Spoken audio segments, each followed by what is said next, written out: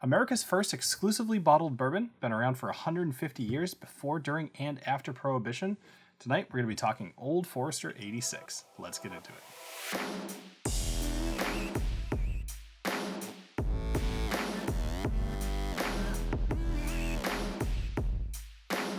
Hello everybody and welcome to the Whiskey Dictionary, where I do the research to try to teach you a little something about what you're drinking. Tonight we're going to be talking about the history of Old Forester, and then we're going to go into some nosing and tasting notes, as well as an overall evaluation on if this is worth your time or your money. Now, in current year, 2020, Old Forester is turning 150 years old. And it's kind of crazy to think that even at 150 years old, the US wasn't even 100 years old at that point, and they were putting their whiskey into bottles.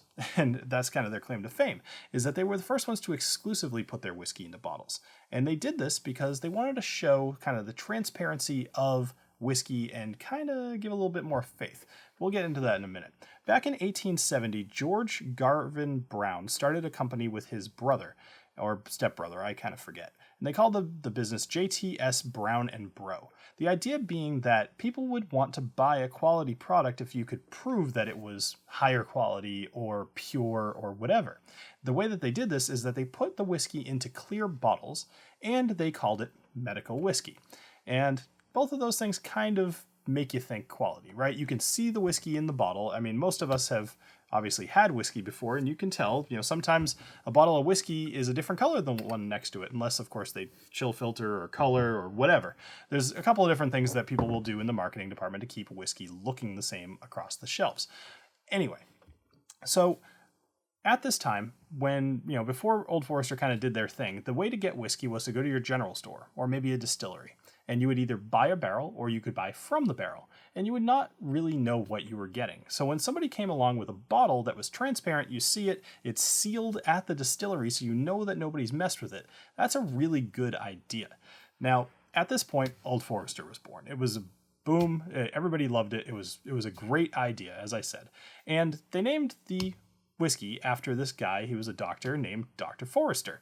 Now, Forester had two R's in his name, and so did Old Forester for quite a while. They did eventually drop the two R's when Dr. Forester retired and kind of got tired of being associated with the whiskey. But either way, he was the one that kind of promoted them or, encouraged them to refer to this as medicinal whiskey. Anyway, so Old Forester was originally a blend, which is kind of crazy to think about. It was a blend of Mattingly, Atherton, and Melwood, and it was bottled at 90 proof until the Bottled and Bond Act passed in 1897, at which point they raised themselves up to 100 proof.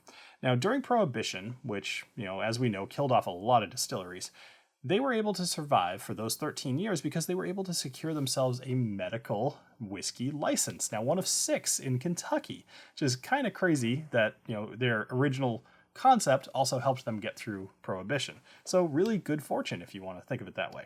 Now, lastly, you might have heard that Old Forester has this thing called birthday bourbon, and a lot of people really clamor over this whiskey. And every year it comes out. It's generated from all of the whiskey that's produced in a single day, which is September 2nd every year, and that's the whiskey that they put out. So if you ever see a bottle of that, definitely pick it up. I wouldn't normally talk too much about other whiskeys when I'm reviewing the 86, for example, but this is one that I want to make sure that if you know about it, you pick it up if you see it. All right, so let's get into some metrics about Old Forester. Old Forester 86 is 72% corn, 18% rye, and 10% barley. It's aged for 4 years, and it's bottled at 43% or 86 proof, thus the Old Forester 86. So let's go ahead and get into the nosing and the tasting. Now, they say that you should leave a whiskey to breathe for about a minute for every year that it's aged. And at 4 years for a bourbon, don't worry about it. Pour it out of the glass, maybe let it sit for a minute and give it a nose and give it a taste. But, don't let rules get in the way. Just do whatever you want. Drink the whiskey. So, all right. So when we're nosing this, we're getting a lot of very classic bourbon notes. We're getting vanilla, we're getting caramel, honey, butterscotch, oak. Pretty much nothing surprising here. But the cool thing about Old Forester is probably helped to kind of define what some of those classic bourbon notes are. A lot of people would have had Old Forester as their first whiskey. So kind of cool. Give it the respect it deserves. All right. There's also a weird kind of cherry note in there, almost like a cherry cough syrup, in a good way, but it's there. Definitely, you'll be able to smell it. So, all right, let's go ahead and have a taste. Cheers.